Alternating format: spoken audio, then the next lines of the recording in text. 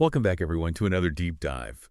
We're going to be looking at, well, I guess you could say a different way of looking at depression, one that might particularly speak to those of you out there who I identify as like highly sensitive or empathetic.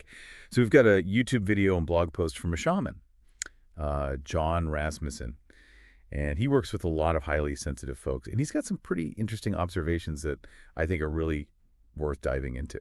Yeah, what's really interesting about Rasmussen's work is that he kind of approaches depression from a different perspective than maybe the typical clinical model. He's looking at how our sensitivity, how empathetic we are, how that might actually impact the way we experience the world, and in turn, how that affects our emotional state. So it's not just like a brain chemistry thing. Genetics. Or genetics. It's actually about like how we are wired to interact and connect with the world around us. Exactly. And so Rasmussen, in his work, he's noticed a pattern among a lot of his clients, many of whom identify as highly sensitive, that there's this sort of underlying low-level depression in a lot of them.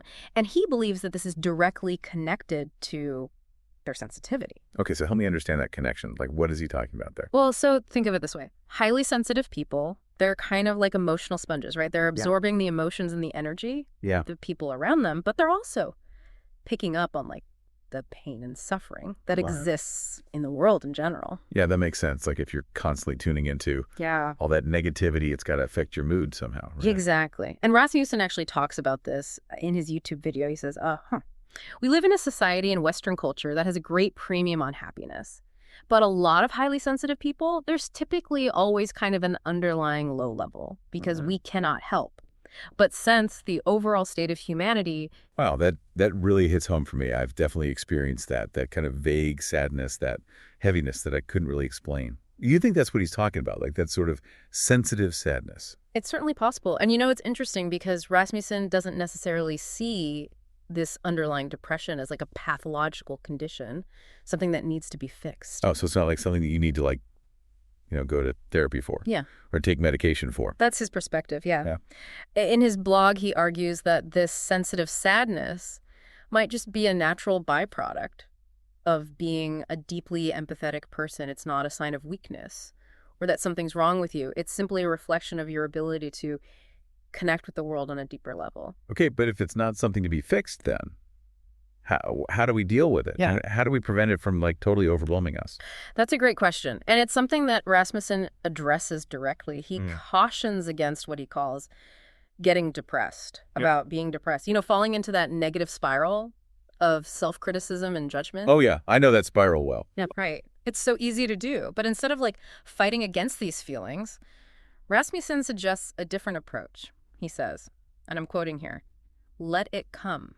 Let yourself feel it. It will pass." Wow. Okay. So that's kind of a radical shift in perspective. Instead of resisting it or trying to push it down, he's actually saying that we should lean into those feelings of sadness and just acknowledge them. Exactly. He's advocating for acceptance rather than resistance. Because a lot of times when we fight against our emotions, we actually end up intensifying them. But when we can create space for them, when we allow ourselves to feel them fully, they tend to lose their grip on us. They can flow through us more easily. That's a really powerful concept. I'm really curious to hear more about how that works. Does he give any practical advice on how to actually let it come and feel it? He does, and that's what I'd like to explore next. But before we do that, I'm curious to hear from you. What stands out to you so far about this whole idea of sensitive sadness? Honestly, it's just so validating to hear somebody acknowledge that feeling. Yeah. That low-level sadness that I sometimes experience. For so long, I thought there was something wrong with me, like I wasn't trying hard enough to be happy. But if it's actually a natural response to the state of the world, well, that kind of changes everything. It really does challenge the way we view depression, especially in highly sensitive people. Maybe instead of pathologizing every instance of sadness, we need to consider the context. Maybe it's a sign of deep empathy, a reflection of our interconnectedness with all beings. So instead of seeing it as a personal failing, it could actually be a sign of our strength, our ability to connect deeply with the world around us. That's a really interesting way to look at it. And it raises the question, what if this sensitive sadness is actually a valuable emotion? What if it's trying to tell us something important? I'd never thought of it that way before. Maybe it's a call to action, a reminder to be more compassionate, more engaged in creating positive change. It's a powerful idea, isn't it? Instead of numbing ourselves to the pain, maybe we need to lean into it. Allow it to fuel our desire to make a difference. Yeah. But then how do we find balance? How do we acknowledge and process those feelings Yeah. without becoming completely overwhelmed by them? That's where Rasmussen's advice about finding beauty comes in. In the YouTube video, he specifically says, find the beauty of it. And whoever you're with, find the beauty there within them. He's essentially saying that even amidst the darkness, there are always points of light, moments of joy and connection that can sustain us. So it's about cultivating gratitude, finding those little things that bring us joy, and reminding ourselves that the world isn't all bad. Precisely. It's about finding those anchors of positivity that can help us navigate the inevitable waves of sadness and despair. That makes a lot of sense. And it actually kind of connects to something else that Rasmussen talks about, Yeah. his shamanic perspective. Yeah. How does that inform his understanding of this sensitive sadness? That's where things get really intriguing. Shamanism at its core is about connecting with the spiritual dimension of life, understanding the interconnectedness of all things. And from a shamanic perspective, our emotions aren't just personal experiences. They're also reflections of the energy that flows through us, connecting us to the world around us. So our sensitivity, our ability to feel deeply, Yeah, could be seen as kind of a shamanic gift. exactly. It's about recognizing that this sensitivity isn't a burden, but a doorway to deeper understanding and connection. And that's a really powerful shift in perspective. It definitely is. It totally reframes the whole conversation about depression and sensitivity. It's not about fixing something that's broken, but about embracing a different way of being in the world. And it opens up a whole new set of possibilities for healing and growth. So how do we start to embrace this sensitive sadness? How do we begin to see it as a source of strength rather than a weakness? That's a great question, and it's one that I think we need to explore carefully and thoughtfully. Remember, what we're talking about here is a nuanced perspective on depression, one that specifically relates to highly sensitive people. It's not about dismissing the very real struggles that people face with clinical depression, which often requires professional help and intervention. Yeah, absolutely. This isn't meant to be a replacement for therapy or medication, but rather like an additional layer of understanding that might be helpful for some people. Exactly. And as with any complex topic, it's important to approach this with a balanced perspective. Okay, so where do we go from here? How do we start to integrate this understanding of sensitive sadness into our lives? Well, I think the first step is simply acknowledging it, recognizing that this type of sadness exists, that it's not a sign of weakness or personal failing, and that it might actually be a strength. Okay, and then what? Once we acknowledge it, what do we do with it? Rasmussen encourages us to allow ourselves to feel it fully, to sit with it without judgment or resistance. He reminds us that emotions, even difficult ones, are transient. They come and go like waves. It's like riding the wave rather than trying to fight it. Precisely. And as we become more comfortable with those waves of sadness, as we learn to accept them as part of our experience, we can start to explore their deeper meaning. So instead of asking, why am I sad? We might ask, what is this sadness trying to teach me? Exactly. What if this sadness is a call to deeper empathy, a reminder of our interconnectedness, a prompt to engage with the world in a more compassionate way? This is such a profound shift in perspective. It's not about suppressing our sensitivity, but about harnessing its power for good. That's the beauty of this approach. It allows us to reframe our sensitivity, to see it not as a burden, but as a gift. It's like we're reclaiming our sensitivity, honoring its role in shaping our experiences and our interactions with the world.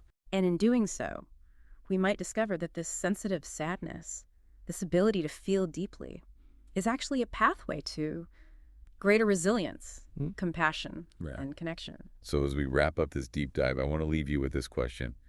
Could embracing your sensitive sadness be a key to unlocking a deeper sense of purpose and meaning in your life? It's something to ponder, something to explore in your own journey of self-discovery. And as always, we encourage you to keep diving deep, to keep exploring the complexities of the human experience with curiosity and an open mind. Until next time. So, before we move on to that, I want to touch on something you said earlier about this idea of sensitive sadness being a strength. What do you think about that? That's a good question. I think for me, it's definitely a shift in perspective. For so long, I've kind of seen my sensitivity as like a weakness, something that makes me vulnerable or easily overwhelmed. But to think of it as a strength, as something that actually allows me to connect with the world on a deeper level, that's pretty powerful. Yeah. It is powerful, isn't it? And it really challenges us to rethink how we view sensitivity in general. Maybe it's not something to be suppressed or hidden away, maybe it's actually a key to living a more meaningful and fulfilling life.